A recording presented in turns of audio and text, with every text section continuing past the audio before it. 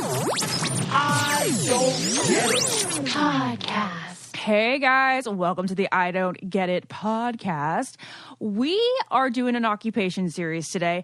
Occupation paparazzi. We have Adam Glyn on. He has he's the host of the Hollywood Raw podcast with Dax Holt. He is known for his work on TMZ. He's interviewed Alec Baldwin, Trump, Oprah, Beyonce, Michael Jordan, Justin Timberlake, all the big names.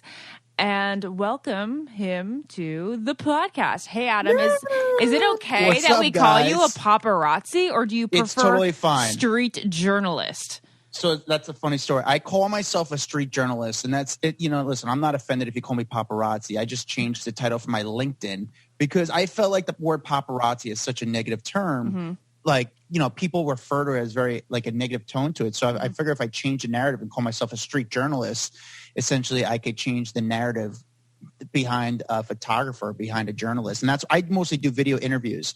But yeah, you call me paparazzi, but I just call myself a street journalist, which is a little bit different, which is funny because now I'm seeing other people starting to call themselves street journalists. I'm like, dude, I just made up that title. It means absolutely nothing. It's so stupid. Essentially the same thing. Actually, I guess it makes sense. when Yeah. you say paparazzi, you think of the people who recorded Britney Spears shaving her head. Yeah. Street journalist Correct. is someone asking thoughtful questions.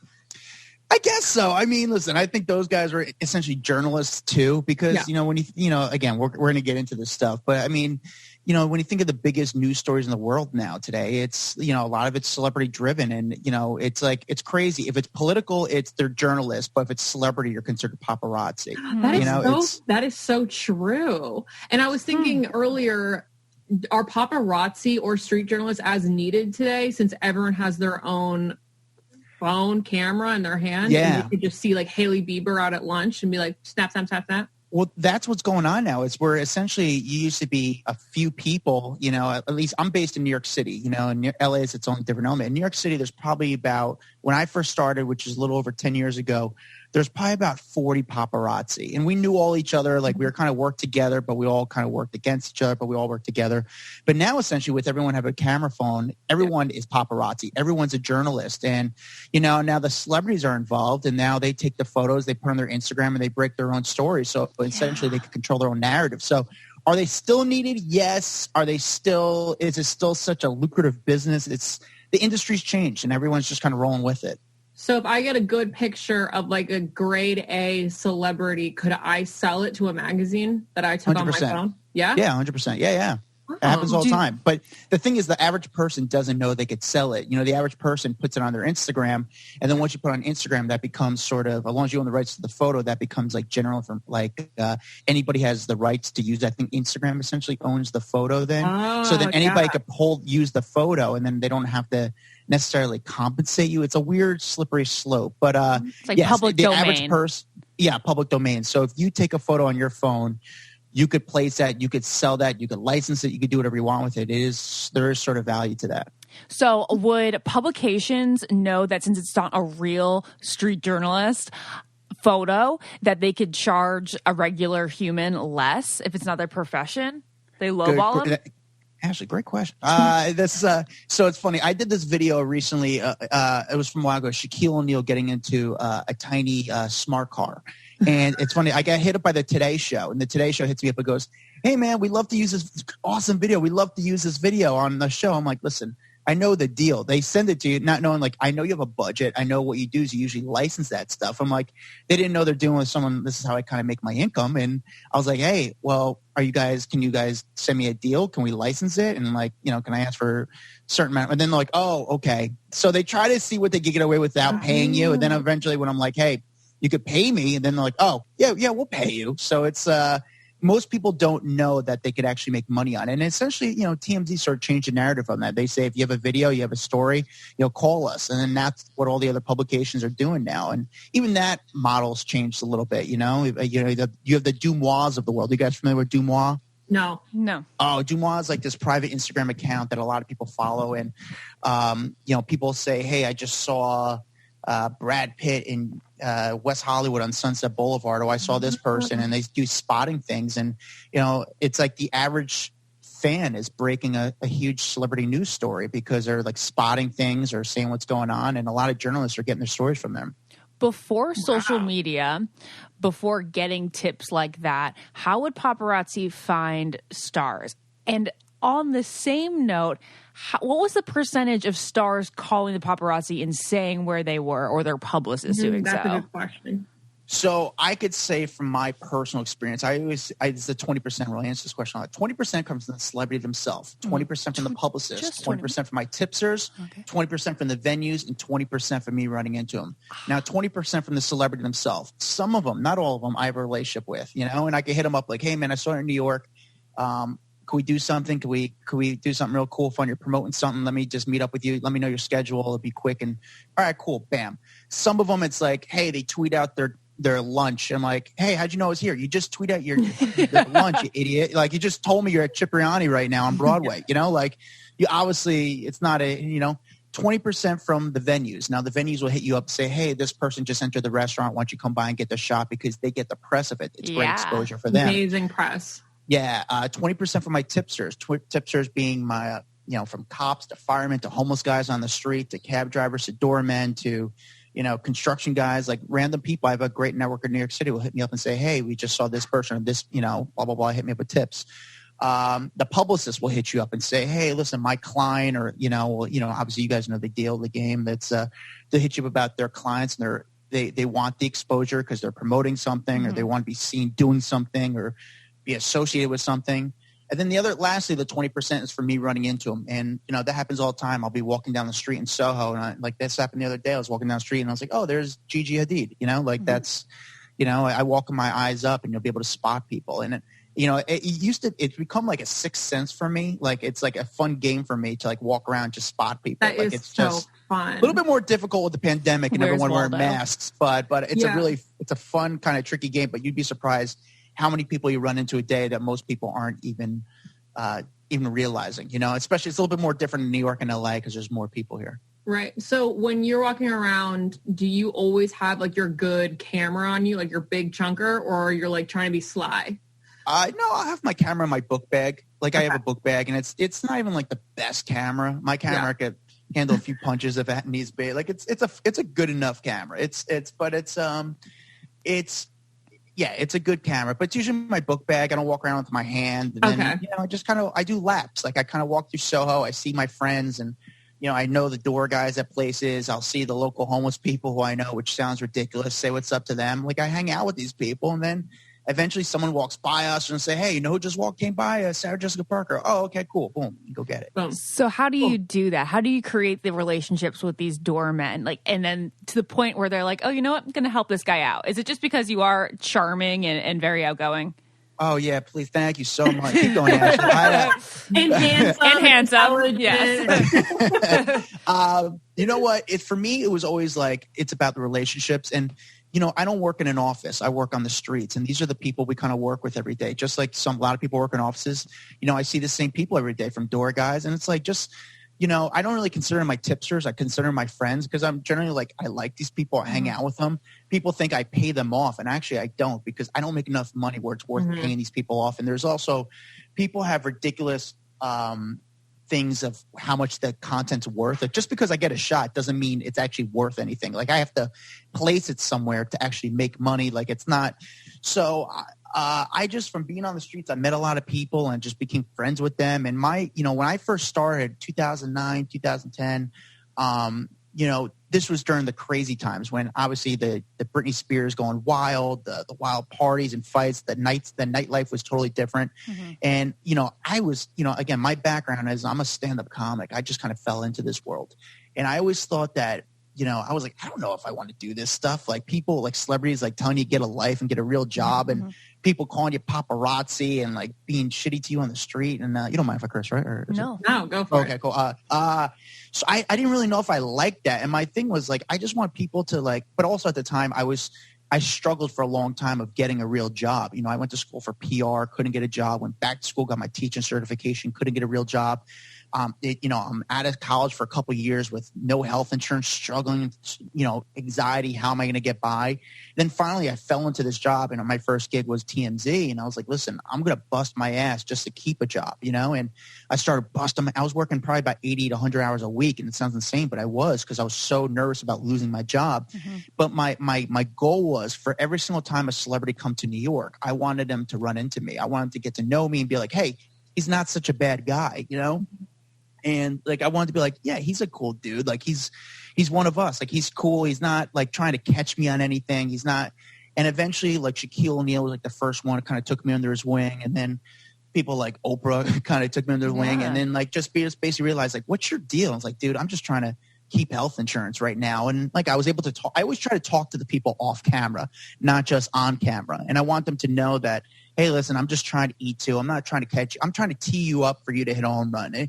Essentially, I want to party with you. I want to become friends with you. Like, I'm not from this world. I'm from middle class New Jersey. Like, this is cool for me. I'm a fan, and I want them to know how much I'm a fan or what I like them about.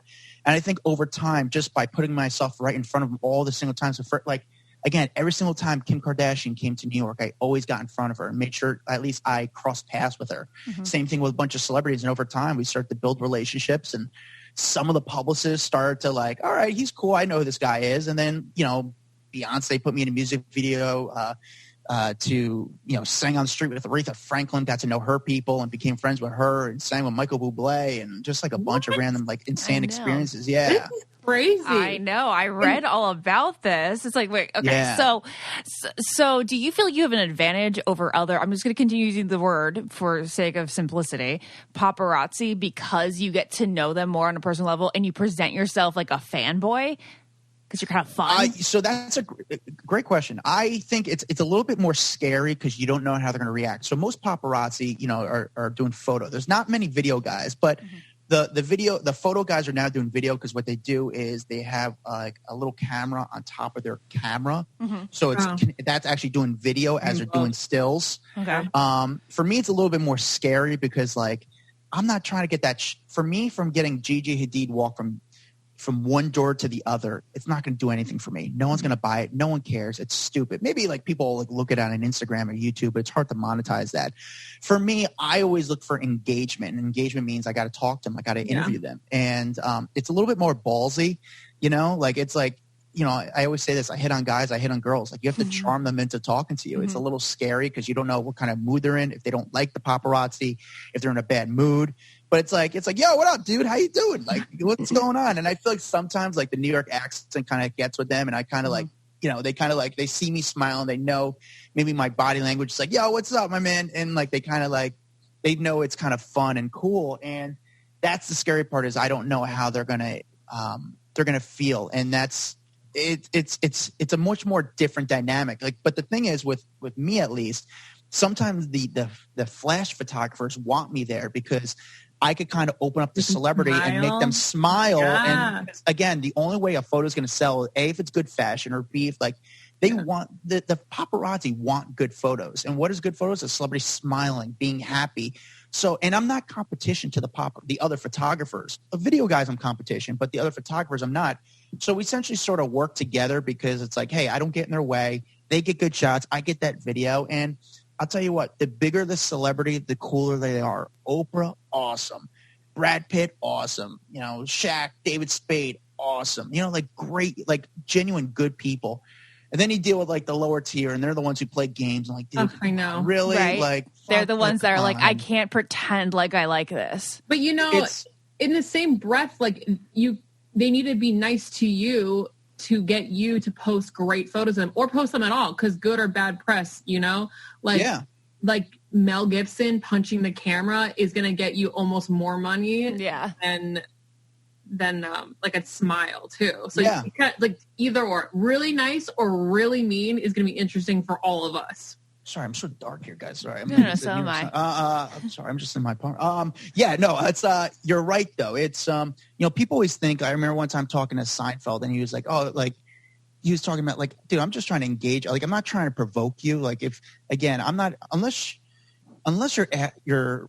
there's something newsworthy going about you. Like, then I have to ask that thing about you. I'm not one of those like, I'm not going to go up to Adam Sandler and say, hey, what do you think about Meghan Markle and Prince Harry? Because no one really gives a shit about their opinions with that. Like it's with his opinion. Like I want to have fun with them. I want to have a different kind of funny interview with them. And then I know what I do is I try to place it in different media outlets, and that's how I'm able to do. I license it. And what I'll do is I'll call media outlets and say, hey, listen, I got this great exclusive interview, and it's a little different than most of the other outlets get. And rather than the typical red carpet, stuff. And for me, it's like when Oprah comes to New York, she usually does 3 interviews. She does Stephen Colbert, usually. She always does Gayle King, and then Adam Glyn, which crazy people don't talk about. And it's fucking crazy. No one thinks about that. It's fucking cool as shit, huh? Like you're talking to Oprah. So it's do you have Oprah's personal number? No. I don't. I have her friend's number, like her publicist that walks around with her. I know her. I know her team, and usually, but like they know I'm going to find her just because I got such a good network, and I try to always work with them. I'm like, listen, let me. And sometimes, there's been times where I've gotten, she's like, hey, not today, or something like that. I remember actually one time I got Oprah. It was right after the Pulse nightclub shooting in Florida, and there was the next day, and I was with her on the street. And she's, Adam, can you not? And I was like, yeah, no worries. And she's like, yeah, there's nothing for me to say about it. Like it's going to make news, and it's just like I don't want to add it. And I was like, listen, I get it. And it's because I put the camera down, I build those relationships. Exactly. You build that trust. Yeah. And again, the smart people get it. Essentially, not all of them are good people. And, I try to be cool. I try to talk to them off camera. Essentially, sometimes the publicists aren't that nice. And I try to do setups with the publicists and say, hey, listen, like, give me a minute of their time. I promise you, these are the questions I'm going to ask. Boom, boom, boom. Some of them get it. Some of them don't. But again, there's been times where the paparazzi will kind of go crazy, and I'm probably guilty myself for doing some not the warmest things to them, but it's also because you weren't that warm to me. And again, I'm just trying to eat, but I'm also part of the business too. Yeah. It is time to talk about a sponsor that you guys love, that we love. It is BetterHelp. You are able to connect with a licensed professional therapist online. You can start communicating with them within 24 hours. You connect in a safe, private, online environment, and it's super convenient. It's not self-help. It's personal counseling. And you can send messages to your counselor anytime. You'll get timely, thoughtful responses. Plus, you can schedule weekly video or phone sessions if you don't want to, you want the privacy of not having your face showing. We get it. You want to be lying in bed sometimes for your therapy sessions. It makes sense. You never have to deal with an uncomfortable waiting room with BetterHelp. We love BetterHelp for so many reasons. One of those is that they have counselors specialized in so many areas: depression, stress, anxiety, relationships, sleeping, trauma, anger, family conflicts, LGBT matters, grief, self-esteem. And the service is available for clients worldwide.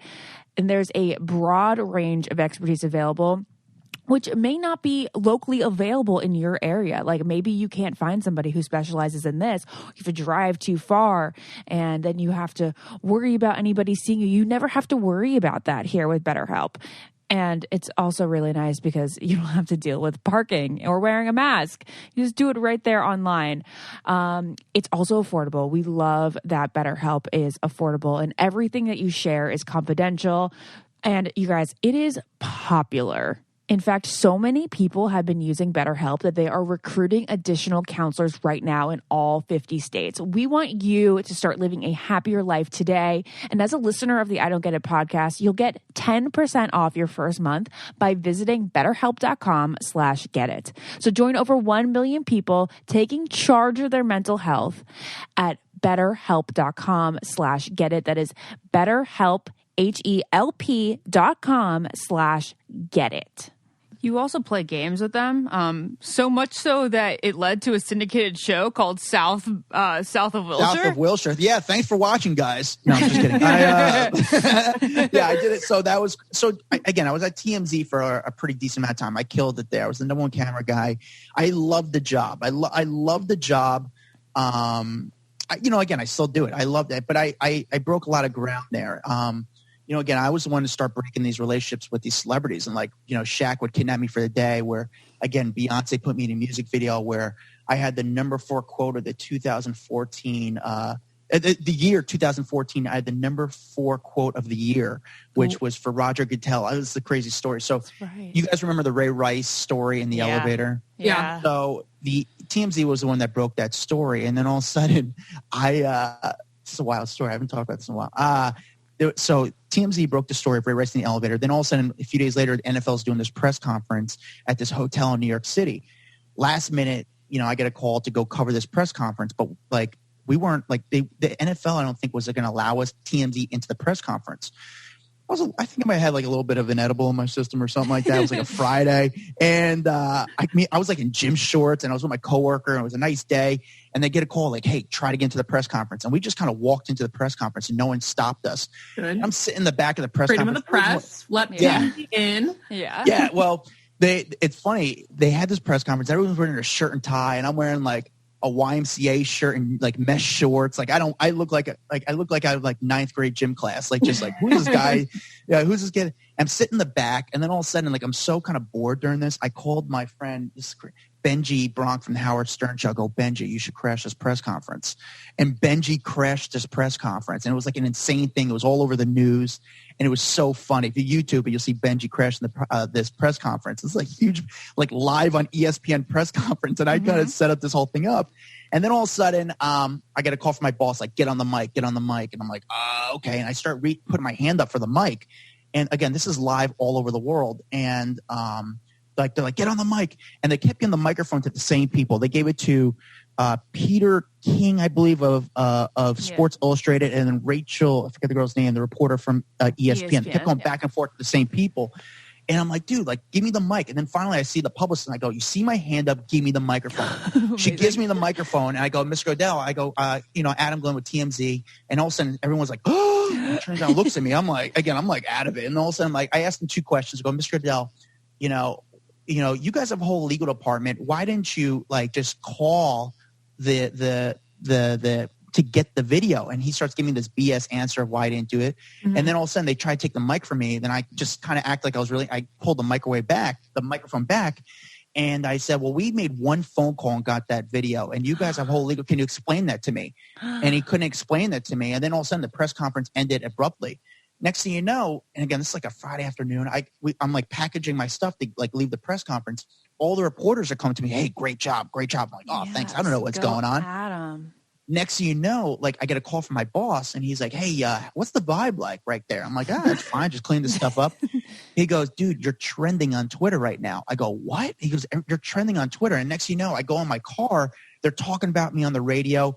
What's her name? Rachel, the big Maddow. Rachel Maddow is talking to me on MSNBC. Then John Oliver's talking to me about his show, and I'm like, "What the fuck? This is just insane!" Saying that, like, you spoke the truth, and it was incredible. And I spoke, and it became the number 4 quote of 2014. And then all of a sudden, I was just doing like these crazy videos, like for TMZ, which essentially, from all these things, like they're like, dude, we got to do something. And which led, Harvey from TMZ is like, listen, I got a game show idea.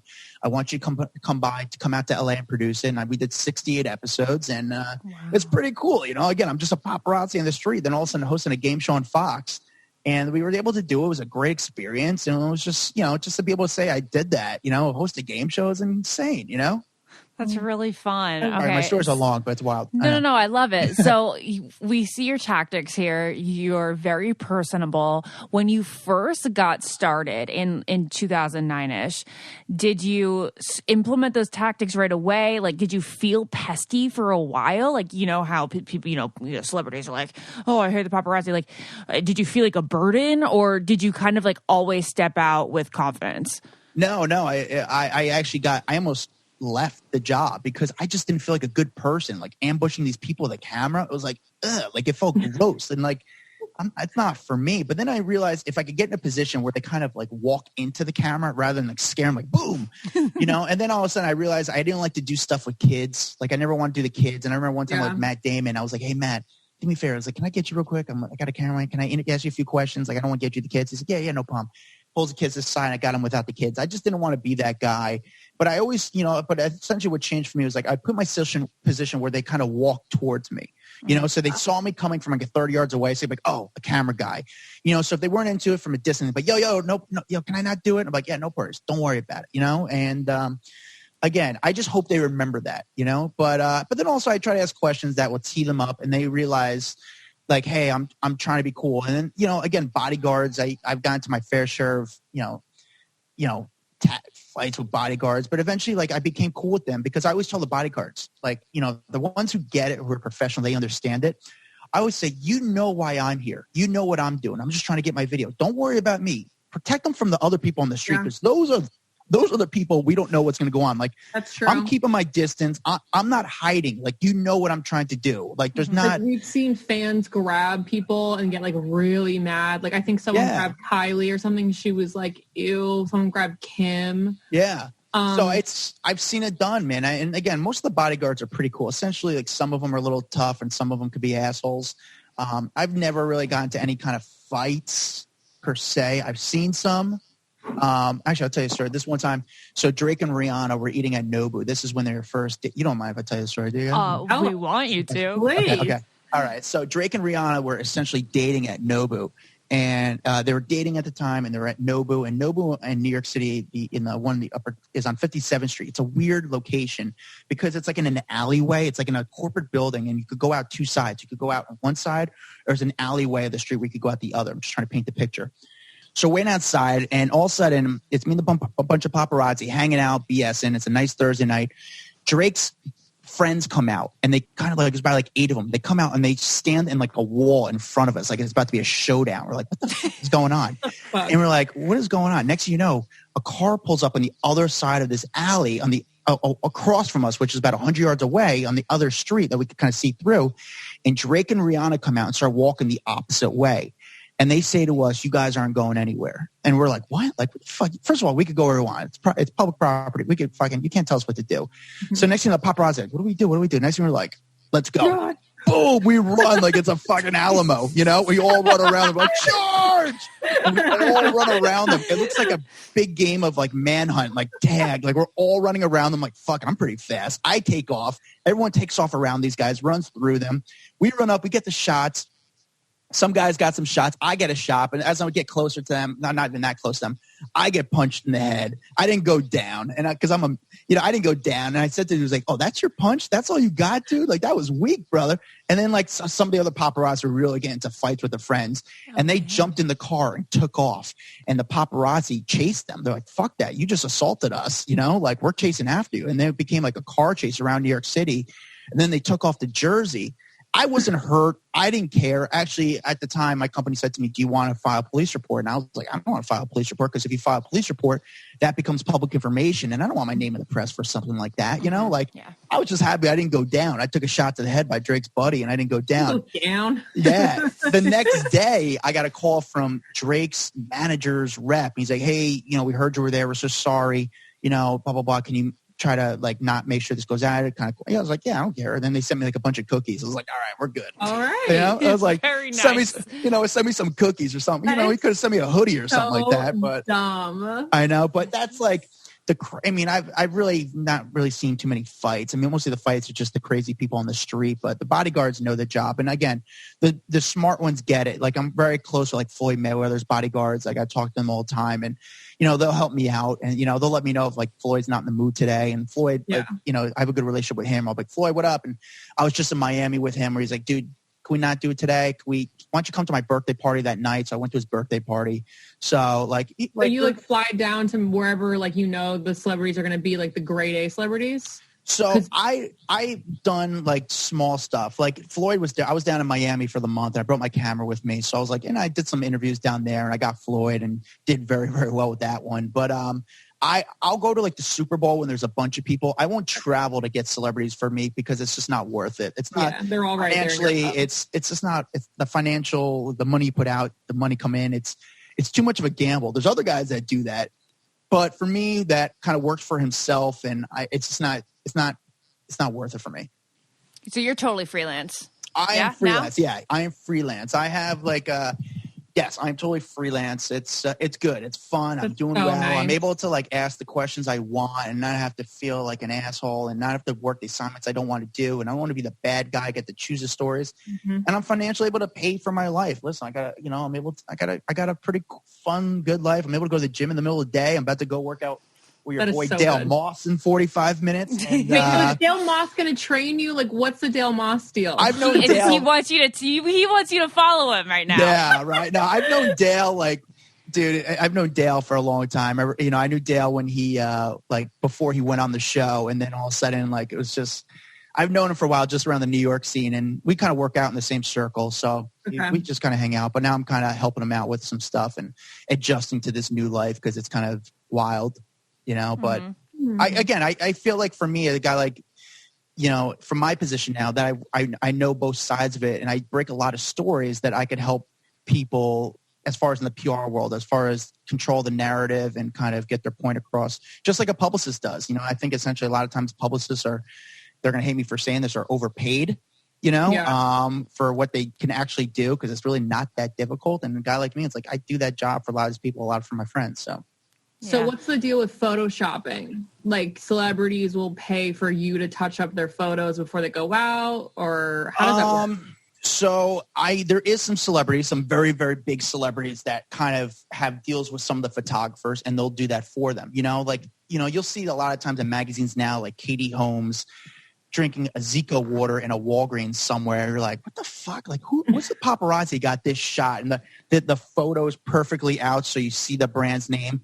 So the photographer is going to clean it up to make it a little bit better. There's some very big celebrities that will make their butt look smaller, clean up their stomach. Like, they'll do a little bit of airbrushing to make the photo, you know, but, you know, not all the time, but it depends on the photo, if it's exclusive. And, you know, I know some photographers that got in trouble for, like, they photoshopped someone with the, you know, two people together in the same shot when they weren't together, you know, like it goes back and forth. But for the most part, it's, you know, one of the biggest celebrities out there, one of the biggest celebrities in the world changed the game. And essentially they started, you know, and now that they are working with the paparazzi, and that's why, you know, they kind of work in-house and get the great photos. And that's why you see their photo looks very great and they're in every single magazine, and they always give the eye shot, and they use the media to their advantage. And I think the smart ones get it because it is a business. Yeah. I wonder who that is. Yeah. You guys know who it is. I don't have to say the name, but I mean, come on. I remember. We know. I remember the bathing suit shot on the beach where Kim's butt looked completely distorted, and like she got some whack implants or something, and she was like, bad lighting. But then everything else we've seen has been fake, but that was the one real thing we've seen. Theory. Yeah. Conspiracy theory. Man, I wish I wish with a lot of these people I knew what kind of Instagram filter they were doing, because they are good, you know. But they, you know, I'm sure, you know, like, again, it's weird. It's weird times where I don't know if those photos will sell necessarily now. Like, you know, like, do people want a bad photo of Elizabeth Hurley now because she looks so great at her age, or do they want to see a little cellulite on her, you know? So I think sometimes that the photographer could, you know, the celebrity will say to the photographer, say, hey, can you clean me up? But I think it's like, at the end of the day, it's going to do whatever sells. So I think it's up to the photographer's like, man, it's a good photo. I can make it a little bit better if I kind of take this out, like maybe make the beach look a little bit cleaner here, or kind of, you know, it's like, you got to do what you got to do to sell a photo, you know? So it's, it happens. Yeah. How do you respond to like the paparazzi hate where they're saying that it affects mental health, and, you know, physical safety, like in Princess Diana situations? Listen, there's some good paparazzi. There's some bad paparazzi. You know, I try to be as good as possible. You know, the Princess Diana situation was insane at the time. It was a whole different time then, and people were chasing them. There's still paparazzi chases now, but usually the paparazzi, for the most part, you know, the paparazzi chases now. Like, for example, Kendall Jenner was in New York City 2 weeks ago, and she was walking around New York City, and she had a bodyguard, and the bodyguard was sort of like the voice between Kendall and the paparazzi.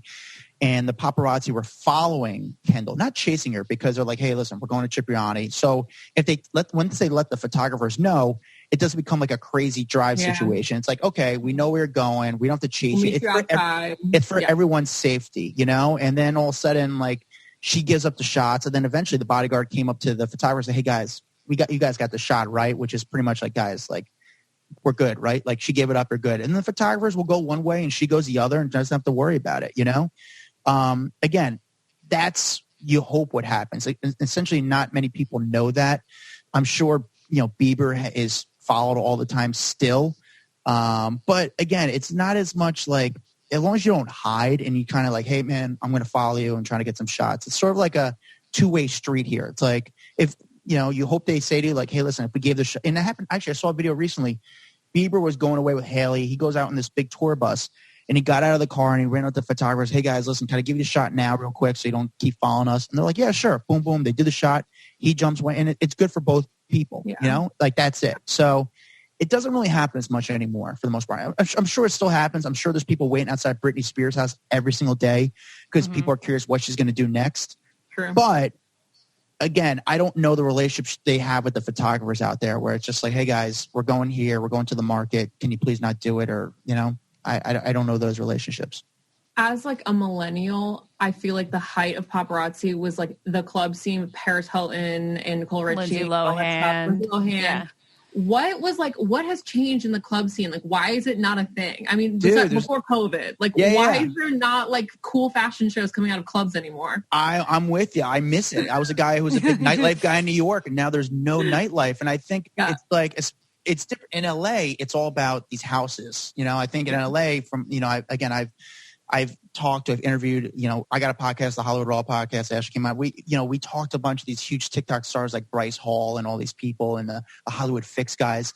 And in LA, it's, people like do these Airbnbs and just throw parties at houses now. They're so more private. And essentially now they're trying to do where, they try to make it a little bit more interesting where no camera phones go in. So that it's just nightlife has changed, and I think people got sick of waiting in line to paying thousands of dollars for a bottle. And at least in New York, I mean, celebrities weren't going out in New York, celebrities, it was all like these Europeans going out. Like celebrities just didn't go out because it just wasn't fun. And people rather just go out for a good dinner than wake up early the next day and go work out. Like it's just, they've all turned into us, Lauren. They've all turned into us. I understand. But like in 2009, when I was in New York, like I would see Leonardo DiCaprio and see the best people. I'm like, where is this old nightclub glamour? Yeah, she would never go to bed before 4 a.m. And that was because Leo. To me, she was like, I can't not go out because I might miss Leo. Yeah. Oh, dude, I'm with you. One of the coolest things ever is to see a Leo in a club. And Leo in a club is amazing. Leo's one of the easiest celebrities to spot because, like, I wish I had a hat. He wears a hat so low on his face. You're like, so low. Who's wearing their hat like this? And it's just like, now we know it's you. You're trying to be so private that you're standing out. Yeah, he's an interesting guy. He's not a bad guy. He's an interesting guy. But it's funny to see him in a club. And I've seen him at concerts. I've seen him in a club because he goes with an entourage, and everyone in the entourage knows he's there, but they try to act like he's not there, but they're always like every 30 seconds like, all right, he's there, okay, he's there. And then girls try to like eventually try to move a little close, and they all try to get their minute with Leo and try to like win him over. And it's like The Bachelor, like they like, oh, he'll be like, okay, cool, boom, and the next one, then each girl tries to get their 30 seconds with him. Can I steal you for a sec? Go for the friend. Yeah, and they all try to steal him for a minute. They all know he's there, but they try to act like he's too cool. It's insane, but it's one of those things. Like I'm very happy that I got to see the nightlife when Leo was there. And if you go to night, again, this is right before pandemic, nightlife just sucked. It was just like Busta Rhymes every night, and he looked all bloated and was just like trying to see whose table he could get free drinks from. Like it was just, it was just pretty weak. But again, I miss the old nightlife. Like again, when I first started, there was a place called, Butter Mondays, right? That's where I saw Leo at Butter. Butter Mondays. That was the spot. Butter Mondays was a spot. You see so many people there. And it's funny because the guy, Richie Akiva, who owned it, he also owns One Oak and all like the cool hot spots. He would be like, hey guys, Leo DiCaprio's coming here in 10 minutes. I'm like, cool. Leo's coming. Next thing you know, Leo comes. He'd be like hiding him. Like, yo, guys, get a life, man. Get a job. What are you doing? Get out of here. And then all of a sudden, like, what the fuck? You just told us Leo's coming. And then he'd come back out. Like, yo, you guys get the shot. You're like, what? Like, dude. He wanted to pretend like he was on Leo's side. It happened all the time. It was like, dude, you hit us up. You want, and then you act like you're their friend, like kind of call us assholes. And then you come back outside. Like, can you get us?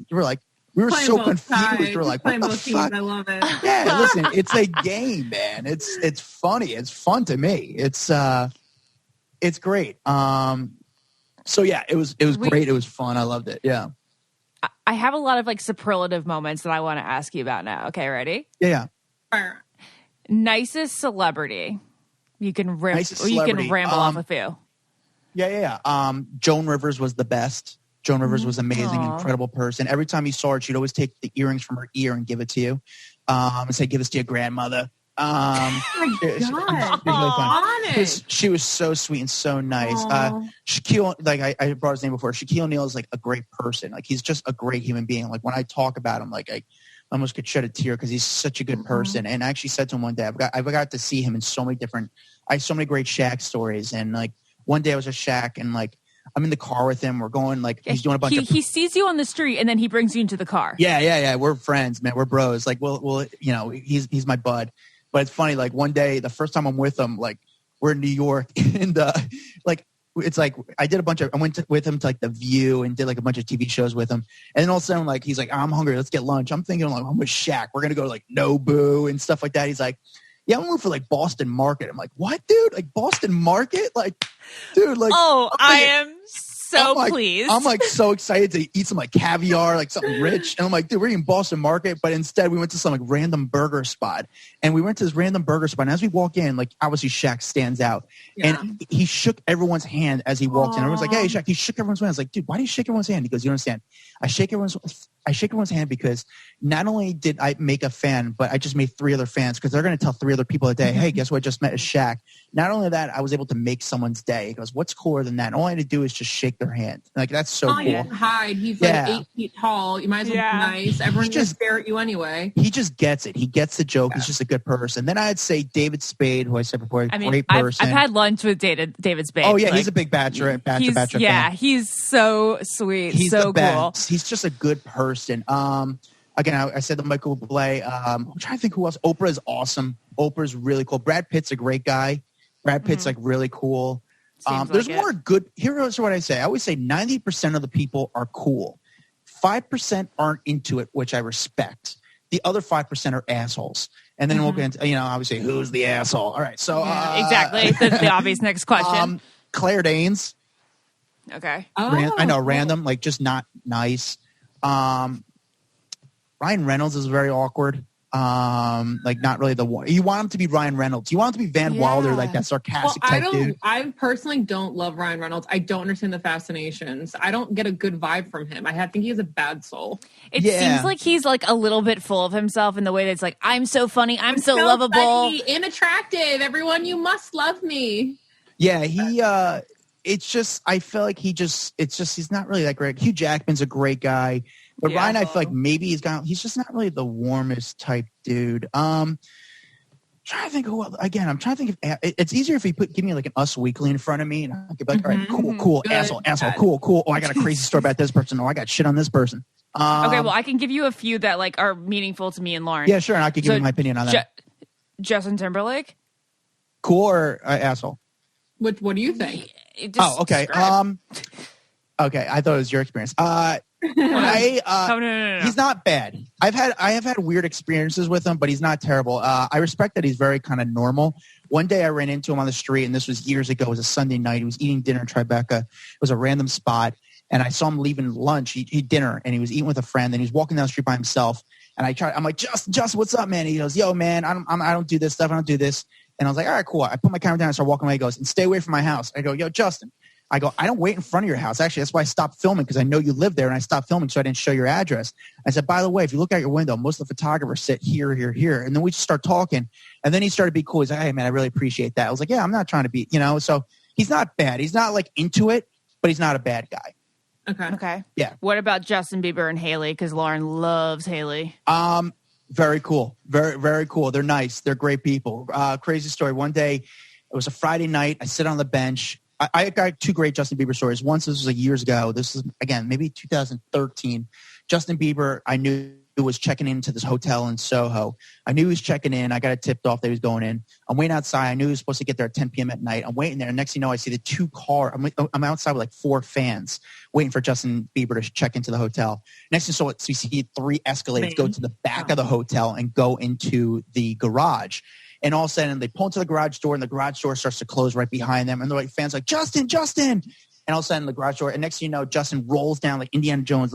Right before the garage door hits the ground, Justin Bieber rolls down on the ground. He's like, what's up, guys? I was like, oh, shit, Bieber.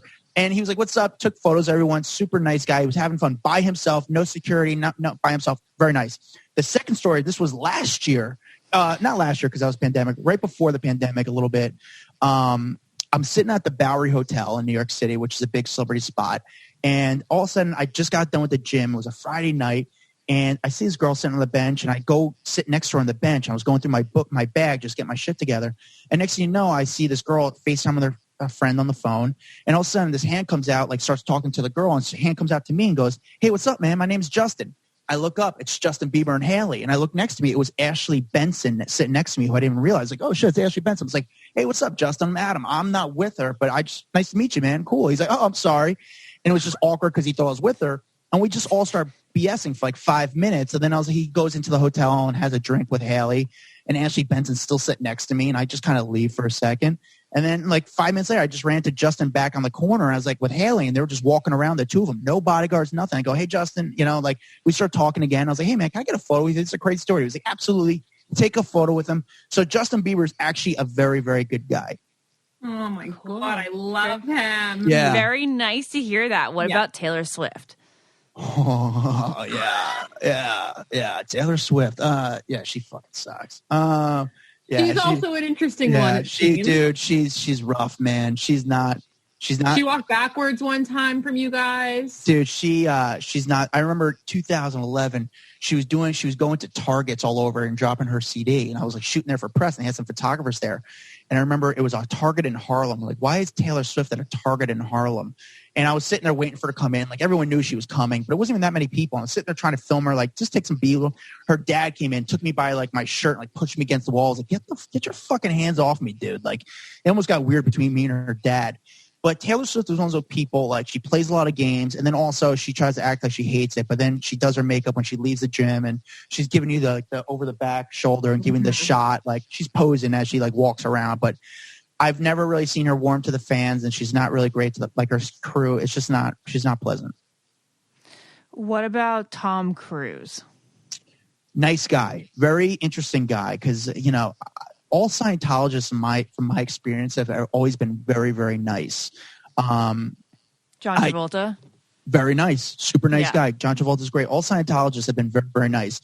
You don't see him as much, but every single time he's very professional. He's very nice. He's very good to the fans. He knows how to deal with paparazzi. He's very great. But it's interesting because we see Katie Holmes all the time in New York City, and we just never see him with Suri, the kid. Right. Oh, yeah. And I think the story is that he can't be with her because she's not a Scientologist. So it's kind of interesting. So it's pretty wild. That is wild. I didn't know that. Yeah. You got Tom Brady and Giselle? Giselle, she's a professional. She acts like I'm not there. She'll never talk to me. Tom Brady, I don't think he'll ever talk to me. I just never go for him because I don't think he's into it. Lauren, do you have anybody else that we're missing out? Because we have Leo, we got Justin, we got the ones that we just named. It's easier when you go meet like who's an asshole quotes. Like just give me a name. Like, I want to open up my story. For You page and like see like who's on here. But I mean, I guess the Kardashians, like, but they're awesome. Kind of already, they're cool. They're great. Honestly, they are Harry great. Styles. They're professionals. Oh, they're great. Harry Styles. He's an interesting guy. He's just very like he's Harry Styles. Like he's Harry Styles everywhere. Like he's not going to talk. Actually, you know what? When they were One Direction, they were super cool. And I remember like it was like right when they blew up, I ran into them in a garage. I somehow got into the garage and got into the van with them, and they were cool. They were like nice guys. Like, they were fun. We were talking about drinking, and he was nice. Got into the van with them? Yeah, I was in a van with them, which is sort of weird. But this was like during One Direction times. This is not like Harry Styles solo, but he was cool. Like he's pretty chill. He's quiet. He's very like he's like a magician. Like he just kind of appears and he disappears, and he's just kind of like he like comes through a cloud. Hey, I'm Harry Styles. Like he's just. I don't know how to describe him. He's not a bad guy. He's chill. What about my last one is Ariana Grande, because I feel like she could be polarizing. Yeah, she's not terrible. She's not terrible. She's changed a lot over the years. This is a person who come out hugging the photographers and then tipping the photographers off to not as much doing it anymore. She's become like a brand. I I got some stories on her that I can't really say publicly, but I'll tell you guys off camera. I'll tell you. This is I got some stories on her. 5 minutes. No, wait, I got one more. No, do you have a heart out? I have a heart out, but 5 minutes. Okay, fine. Zac Efron. cool dude, not bad. Zac Efron, he's short, small guy. He's not a big guy at all. Like he's very tiny. They're very small. Yeah, he's very small. He's like, but he's tiny. He's not even just short. He's like tiny, like he's almost like a smaller than Tom Cruise. But he's not a bad guy. He's very fast. He's nice. He's not into it though. So okay. I don't. Just because we're not into it, I don't judge him. Yeah, no, he's not that into it. Vanessa Hudgens is awesome, but he's not into it. Oh, see, he seems like he'd be like very friendly, very talkative, conversationalist. But anyway, what is your biggest money making moment? Oof. If you are so willing to share. Yeah. As a solo, that's a good question.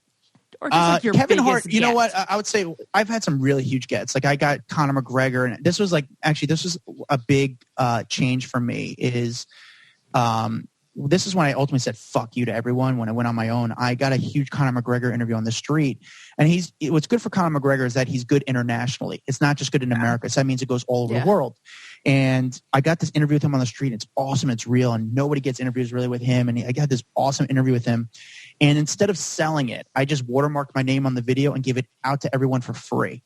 And I said, "Fuck you" to everyone. So instead, I got this, $100,000 commercial of my brand all over, and that was my way of saying, people, hey guys, I'm on my own, and I just watermarked my name on the video, and I was like, hey guys, and I could have made a lot of money on that video, but instead I was like, no, it's screwed. I don't need the money. I'll just put my name on the video and give it out to everyone free, so people know that I'm in business.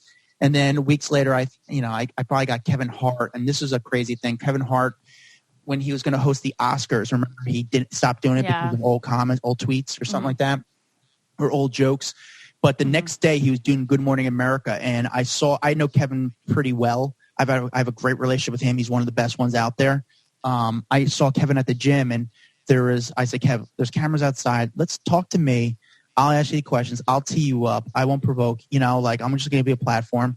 And he answered all the questions about like why he's not doing the Oscars. And the next day he did Good Morning America, and like basically I beat Good Morning America and all these outlets out to those questions. And I did that with Oprah too. I had a big one with Oprah where, it's crazy. Oprah did an interview. It was like a Monday morning. She did an interview about the book club, but I asked her about Meghan Markle and Prince Harry, that they were leaving the castle and shit. And I asked her the questions about that, and she took Meghan Markle and Harry's side and said, how can you not respect someone who's doing it for their family? And that interview did very, very well for me, So, those are big names that did very, very well. Was there a moment that you feel like you overstepped? Like you were like, I went overboard? No, I don't. I have to say, I honestly, you'd have to really say, I went overboard. But every time I've done it, I've always been cool. I've been professional. And there's been times where I haven't really been an asshole back, but like, hey, listen, I've been an asshole because you're an asshole to me, but like, I don't know. I like, and even when you're an asshole, I really usually don't even care that much. I'm like, whatever makes you sleep at night. So no, I don't even think there's been times where I really went overboard. I can't think of any time. That's great. All right. Yeah. Well, Adam. And sorry, so we talked about Justin and Haley. I just kind of want to get the flip side of Selena Gomez. Do you have any stories on her? She's in New York now. She's filming a movie with Steve Martin and Martin Short. You see them out a lot. That'll be cute. Yeah. She's cute-ish. She's like cute. She's like small and tiny, and it's like, there's Selena. She's kind of, but she's not into it. Like, she's not going to talk to me, but she'll give up the photo for the photographers, but she plays like she's not into it, but she does like it. So it's just, it's better for photographers than for me. I like the people that are going to talk to me. Like, I don't go for Taylor Swift because it's not worth the games, the hassle, and she's not going to talk to me. 100%. Got it. Adam, this was so much fun. I think I could ask you questions for the next hour. Yeah, no, I love this. This is fun. We should have him as be one of our experts when there's like a new pop culture something, like a personal take. I always like to say I like to humanize Hollywood, but also kind of that's what like doing my podcast, the Hollywood Roll podcast. But I always say like to humanize it, but also show case the part of the business that people don't really know about or are kind of confused on. But it's like, just like, dude, like setup shots happen. You know, celebrities do call you. Like it's a two-way street. And like, you know, constantly I'll post a video on my YouTube and I'll post like something, people like, get a real job, or like, stop harassing them. Like, motherfucker, this person called me. Like, they're in on it. We set this up. Yes. Like, that's why I always like to thank the celebrity, because they give me 2 minutes at a time. I'm able to pay my bills, you know, and I always like to let them know that, because I'm very appreciative when they engage me, they talk to me, because they do, I'm able to live and, again, eat, you know. I don't have a steady paycheck, and, you know, sometimes I wait 13, 15 hours and kind of walk around and get nothing. There's some days I just walk out in 5 minutes. I'll make, you know, do all right. Mm-hmm. Amazing. It's fun. Thank you for sharing about your life. It was really fascinating. Yeah. Thank you guys for having me. Guys, we're signing off. Bye. Bye. If you want to be the most interesting person at the cocktail party, well, hop on over and listen to the Brain Candy podcast. Our award-winning content will have you laughing while you're learning. We read all the best articles, books, and studies, and keep up with new TV shows, documentaries, and pop culture. And then we cram it all into 2 shows a week. Conspiracy theories, cannibal rabbits, unsolved mysteries, the history of the Walkman. There's something for everyone. The Brain Candy podcast. Find our link in the show notes. Or simply search for the Brain Candy podcast on your podcast app. I don't get it. Podcast.